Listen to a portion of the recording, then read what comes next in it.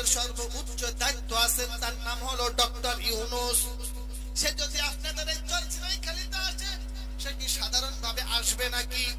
তার জন্য পুলিশের ব্যবস্থা থাকবে, প্রশাসনের ব্যবস্থা থাকবে, গোয়েন্দার ব্যবস্থা থাকবে, যত ধরনের সরকারি প্রশাসন রয়েছে, যত ধরনের যেভাবে আসলে ওনার সুবিধা হয়, কোনো ক্ষয়ক্ষতি হবে না, এইরকম একটা সিস্টেম কিন্তু এলাকার মানুষজন আয়োজন করে থাকে, করে কি করে না?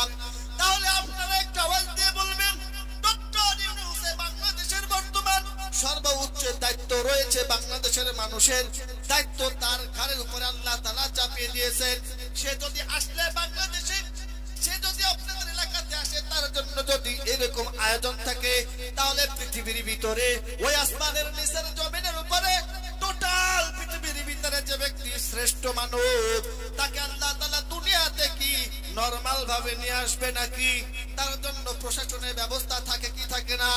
তার জন্য সেফগার্ডের ব্যবস্থা থাকবে কি থাকে?